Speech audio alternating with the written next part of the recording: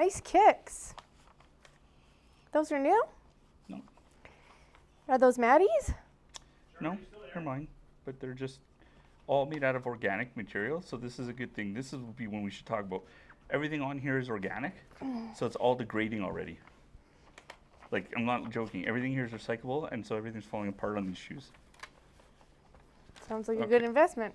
As a young man, heard the sky's the limit. First thing first, I'ma break through the ceiling. One life jam, but it feels infinite. One life damn, then I better go get it. This podcast is being brought to you by the Reyes Group at IA Private Wealth. That is made up of myself, John Reyes, a wealth advisor, and Jillian Seguin, an associate wealth advisor.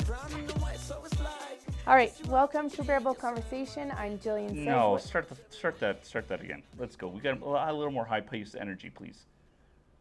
Hi, welcome to a BEARable Conversation. Hi. Okay, stop. Okay. Hi, welcome to a BEARable Conversation. I'm Jillian Seguin, associate wealth advisor at IA Private Wealth with Reyes Group, and then the man.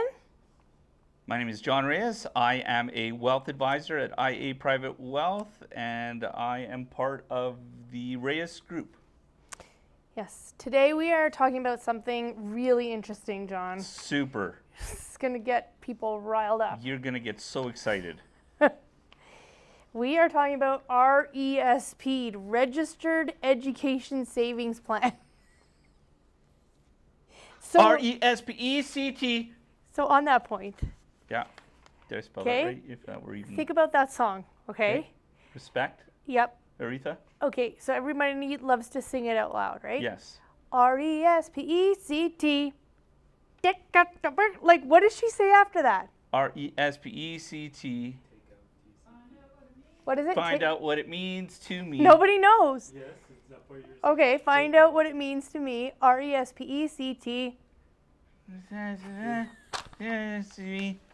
I'm just telling you that, like, that song's funny because nobody really knows.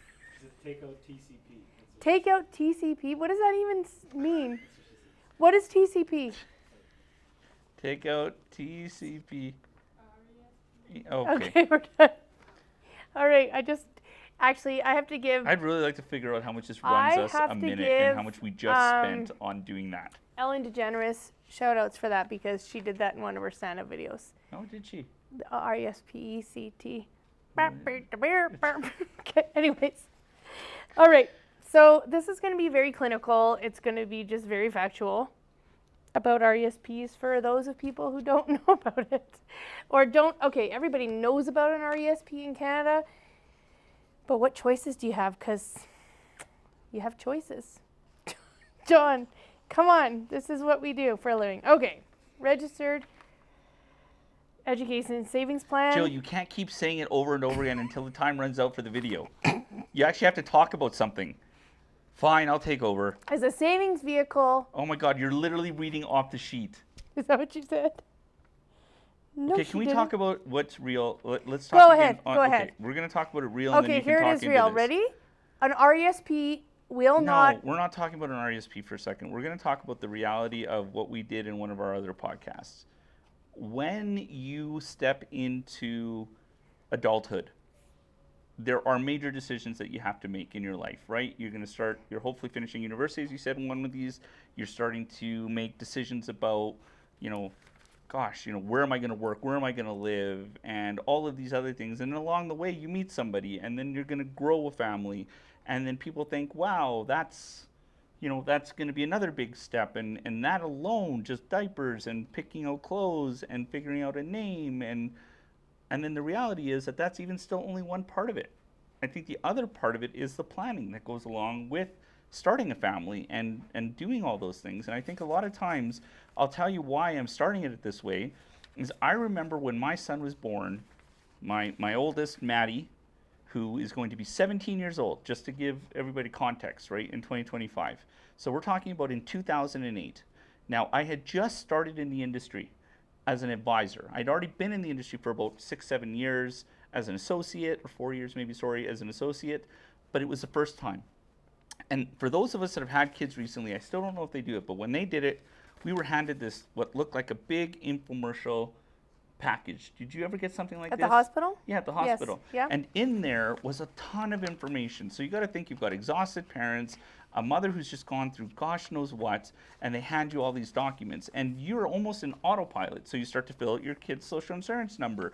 You've got to get the Alberta, whatever. And in there, somebody throws in documents about RESP. But what they don't tell you is that that's actually an advisor that put that in there without any information. And I was flabbergasted. And to hear that 17 years later, people are still doing the same type of approach, I think is bonkers. So the real life side of it is, yes, you have to plan. You have to plan for your home. You got to plan for everything related to the starting of your life, but you also have to plan for an RESP. And to know that it's as simple as getting a pamphlet thrown in when you're already at your most vulnerable is mind-boggling. So we're going to debunk that, and we're going to try to make this a little bit more fun than the bland stuff that we were going to talk about, in that why is RESP important? Not so much about the intricacies and the government grants, that stuff will come out. But why? Why, Jill, would you think it's important? Because you have one and I have one. Why did you find it to be important? Why did you want to do it? Because it's one of the very few ways in Canada now that we can get money from the government. There's the answer. We're done our show. High five it. And Why don't you talk about that? Tell that. That's No, we but put money okay, into but the government. okay, but the reality is, yes. let's be honest now. An RESP with the grants from the government and even the You're savings, going to put us out of a job if you say what I think you're going to say next. it's not going to pay for your kids' education It's true. alone. That's what I'm just telling you. But Jill, you get 20% right out of the gate for free. Yeah, I know. Or you can put $50,000 in if you Can't want. you? Yeah, you can. Right out of the gate? But then you don't get the grants. Wow. I agree with you.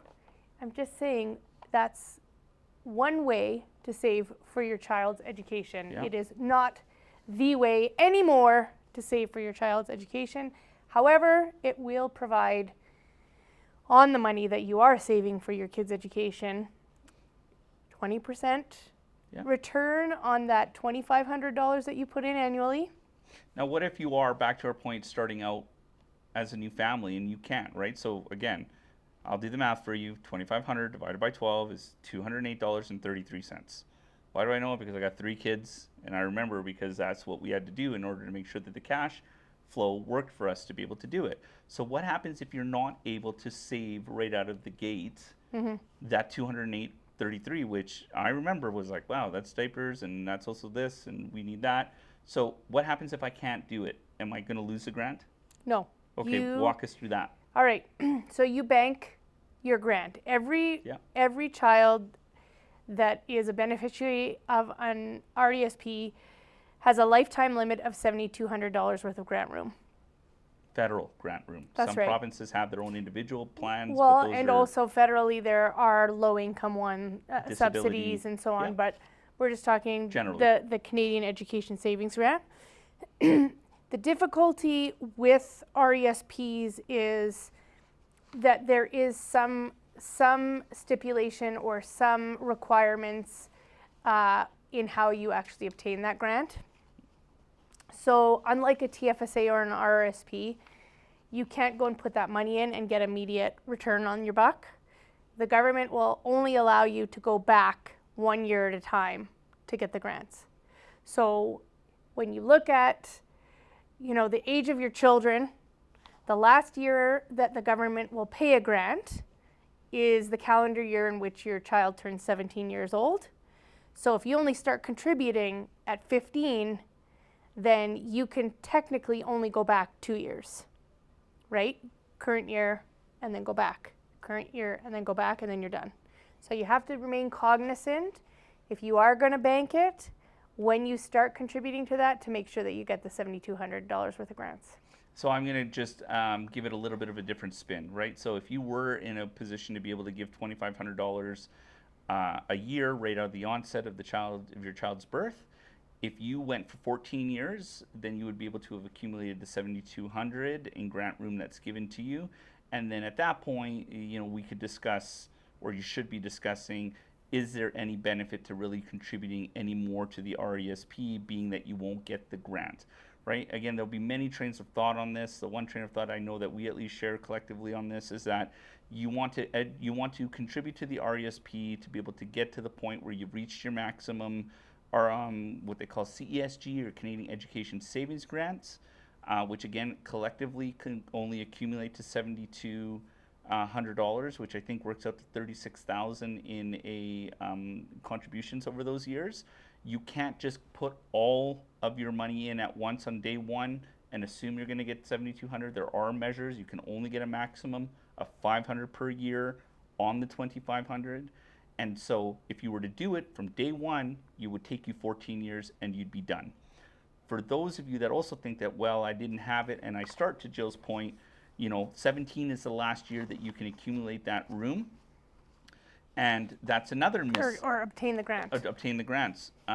So you can't, if you've never put $1 in from birth to age 16 and assume that you can even put $2,500 in, even that $2,500 you will not get room, because the government will only give you room if you at least have proven that you've given it the year prior, even if it's just $1. $100. Yeah, $100, sorry.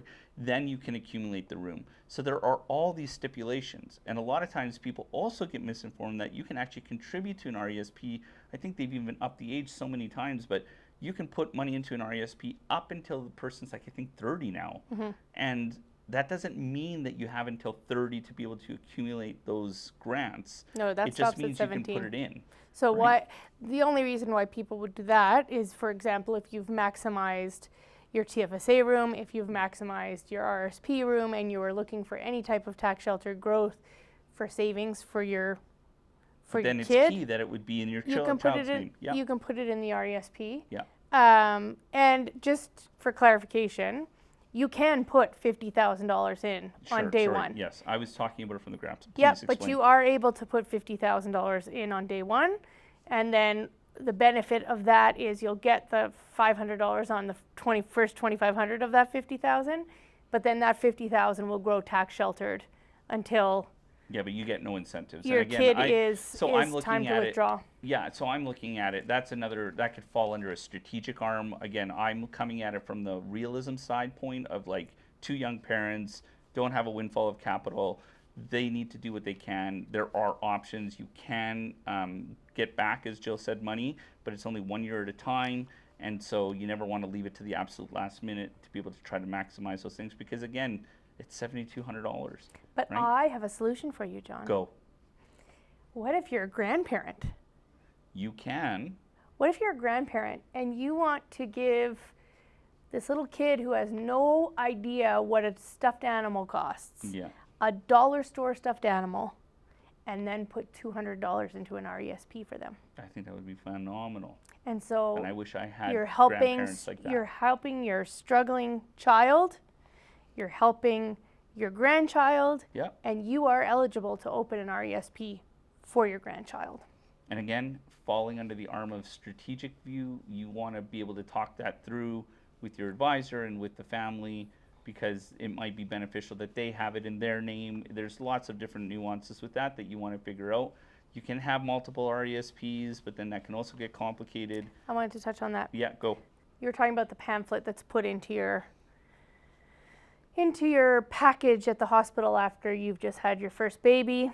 Yeah. And you are not thinking about, if you're like me, ever having a baby ever again.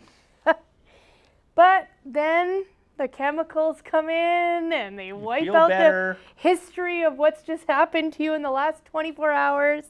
And it makes sense to have another one a couple years down the road.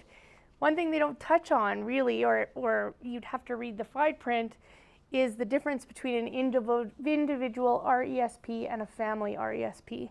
And when you have one child, the knee-jerk reaction is probably just to open an individual RESP for that one kid. And then another one comes along and you go and open an RESP for that one. When you could have opened a family plan from the get-go and added children as they came. Why would you want to do that, though? Let me tell you, it's great. Why don't you tell us, Jill? If you're like me and you have two kids, my husband is going to kill me for saying this, but anyways, you have two kids. I want you to take 5 seconds first. If the thought still comes out and you still feel like you it can, will come out.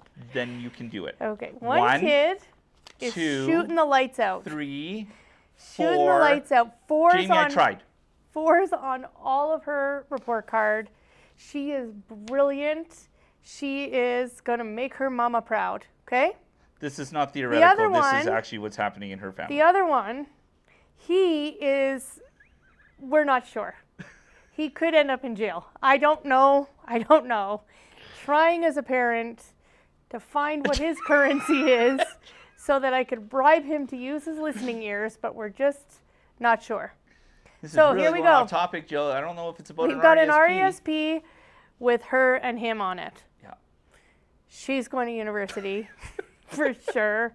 He is not. Okay, we know that. We've accepted it. God forgive her. Here we go. Down the road. Okay. Yeah. I have been contributing to the family RESP in the hopes that he would reform and conform, but he doesn't. Okay. Fair enough. He's gotten grants, Yeah. everything, Yeah. but he goes to jail. Okay. She goes to university. Okay. All of that money, all of his grants, it's not attributed to him. She can use all of that money in that RESP for her. Now, okay, maybe Jasper, I love you. maybe he's going to be a pro tennis player and he doesn't need to go to school. I'll look on the upside. Okay. But I'm just saying, you have flexibility with respect to how you allocate the pool of money in a family RESP. Whereas in an individual RESP, more you are difficult. pigeonholed to that one beneficiary. And if they don't go to school, well, we can talk about that, what your options are. But yeah, if you're going to have multiple children, always from the get-go, open a family RESP. Yeah, I think that's very observant, and Jasper's not going to jail. I feel like this is going to be like the Real Housewives show where the kids are little and their moms are making fools of themselves. And then in like 10 years' time, those kids are going to grow up and be like, my mom used to be on this show. And then they're going to play it and then it's going to reveal like what was happening. I feel like Jasper is going to do that with this podcast. Like my mom had a podcast when I was younger and let's listen to this one. And then I don't think we have to worry. I think we only have like 4 subscribers, well, also, and 2 of them are your parents. do they get And I think access to Simon's the internet one in because jail? he has to review it, and Charm's the other. Do they have access to the internet in jail? No, I don't think they do. So I'm good. Okay, No. go. All right. And on that note, I think we've covered everything we need to talk No. about in Jill's life, so we Yes. can actually talk about the RESP further. Is there Good. anything else that you would like to mention about the RESP? Yes, what happens if your kid doesn't go to school, or neither of your kids go to school, or whoever the beneficiary is doesn't go to school? What happens? What are your choices, John? In that situation, which it is funny enough, it does occur multiple, in different types of ways. And so the first thing I would say is from even when we were, again, going back to using my oldest as an example, at that time, the definition of school was very limited, right? And so one of the things that we'd like to clarify for those of you that, maybe have been along that path or journey as long as we have with that, is what used to be only designed for accredited universities and some colleges are now expanded to things like Technical programs. There's a lot of journeyman stuff that is now accessible, so that's a wonderful aspect, is that by expanding the universe of what they deem to be education, the funds can go a lot further. Now, in the event that they still don't pursue a definition of school, what occurs in that is that there's actually 3 components that make up the RESP that are important to note. It's not important as you're accumulating, but it does become important when you are withdrawing, right? So one of those components is the money that you've put in as the provider of that, right? Putting in after-tax dollars into the RESP. Then there's the amount that is attributed to the growth, and then there's the amount that's attributed to the grant money. And each of those comes into play in terms of how those all accumulate. So if the child does not go to school, well, the very first thing that occurs is the money that was deposited goes back to the individual because it was already with after-tax dollars, and that comes out immediately. Refund of contributions. Yeah, the refund of the contributions. The next part that then disappears or leaves will be the part that the government contributed. They will take their part back.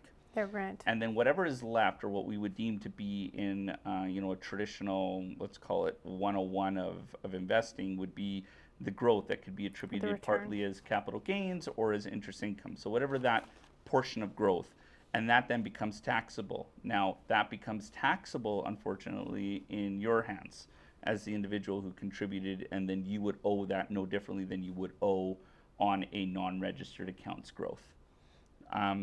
Now, keeping this compliant, what I will say to you is there are a multitude of strategies that can be implemented for your situation, because sometimes your kids will go to school and not finish a program as well.